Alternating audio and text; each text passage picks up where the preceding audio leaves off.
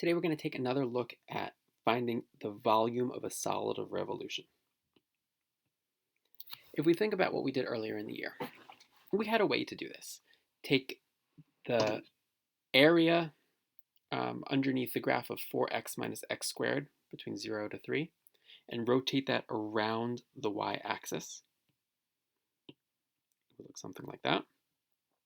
We spun it around, and we talked about how we can find the volume of that entire object by finding the volume of a lot of infinitely small little slices. We call them washers in this case because each slice would have a little hole in it. And we talked about how we could find the area of each one of those washers, and then what we do with each one of those areas is we give it a little bit of thickness to make it a solid object, and infinitely thin, but tiny little bit of thickness right there. We call that dy. And so now this object is a solid object, and we could find the volume of that solid object and then just add that up with all of the other volumes of all of the other little disks here, and they would all add up to the volume of the whole shape. But we would run into trouble with this one. Not at first. The washer that I just drew, no problem, that's easy to find.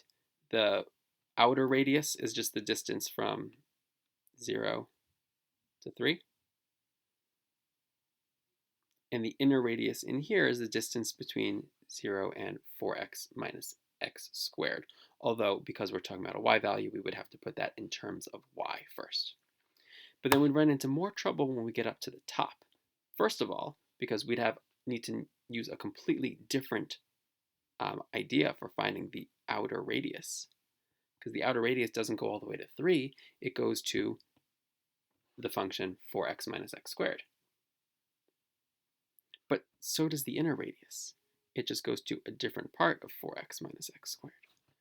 And so we'd have to figure out a way to use the same function at the same value for y to find two different values for x. And that can get complicated to write. So what we want is a better solution.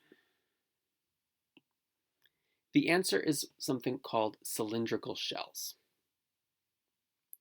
The idea is that if we think of a solid object like this tree trunk up here, we certainly could think of it as horizontal slices, level slices, going up the tree trunk.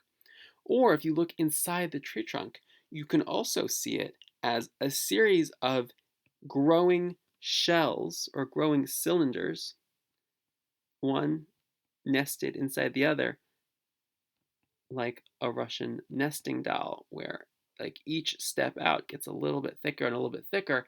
But if we find the volume of all of them and just add them all up, each of those shells added together would add up to the whole volume. So we can do that for our shape here also. We're going to take the same 3D shape, and this time we're going to think about it instead of as horizontal slices, we'll think about it as nested shells, one inside the other. Imagine a roll of paper towels. The outer roll of the paper towels is just several paper towels connected to each other.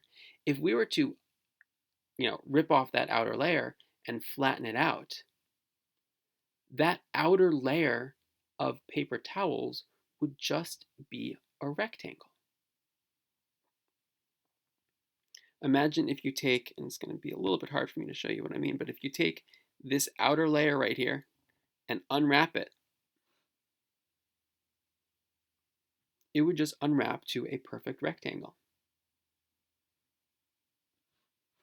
The height of that rectangle is the same as this height.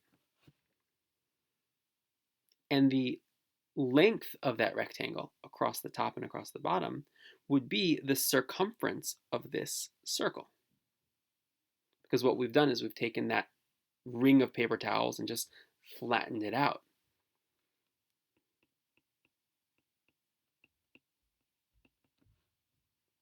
So that's the circumference of that shell. Well, we know how to find the circumference of a shell. The circumference of any circle is 2 pi r.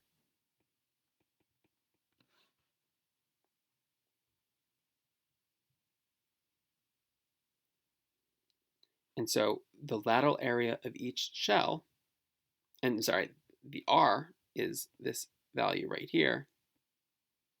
That's the r. That is the x value at any given point. So the circumference of that circle is 2 pi times x. And the height would be the value that the shell reaches to, which is the height of the function, which is 4x minus x squared.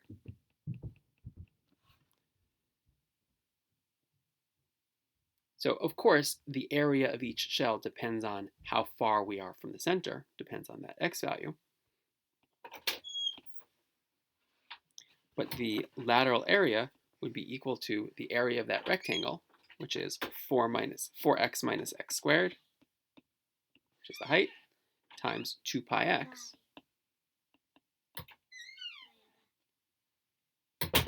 which is the length across the rectangle, or the circumference of the shell. Now, again, if you imagine that as a paper towel, yeah, you think of it as a flat rectangle with two-dimensional space, like area. But each paper towel is also like a tiny, tiny little bit thick, right? It's got a little bit of thickness to it.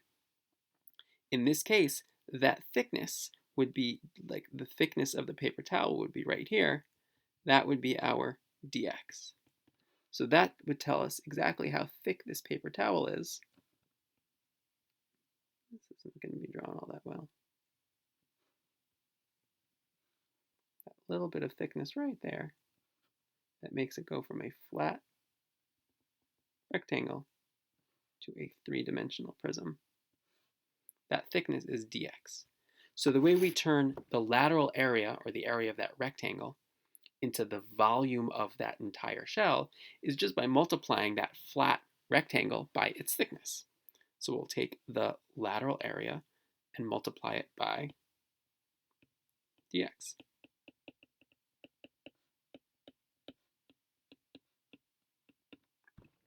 And just like earlier in the year, whenever we talk about the volume of a shell or the volume of a slice, no matter what language we use for it, we'll call that volume dV.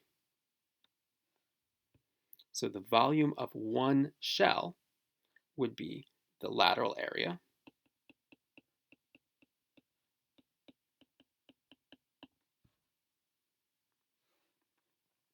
multiplied by the thickness.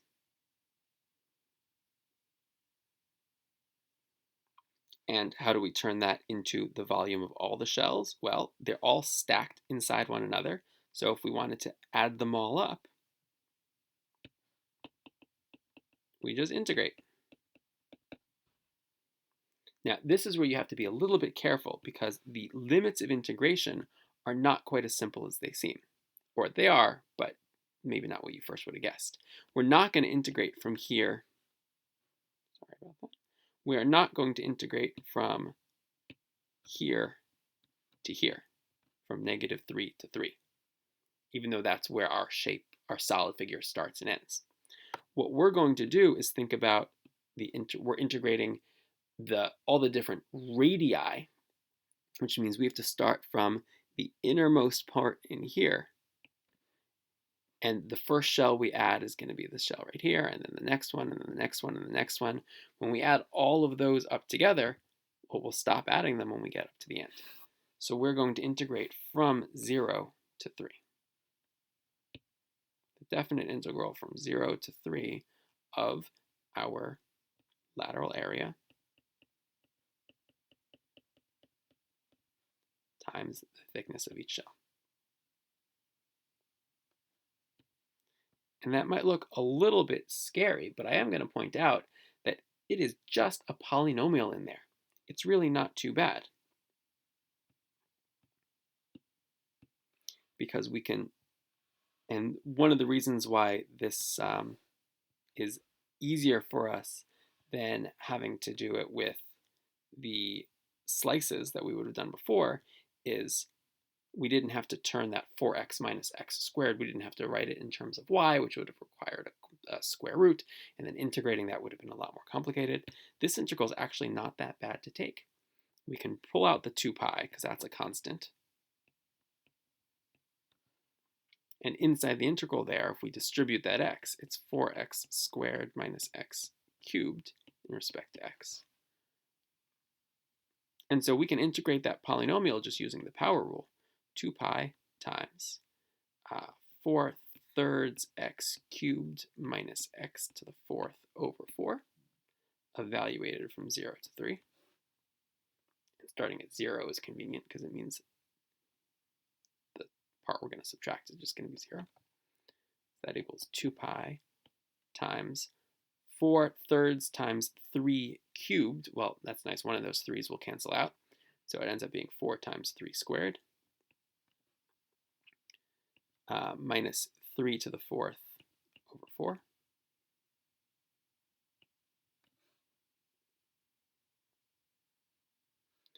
And if we want to distribute that 2 pi,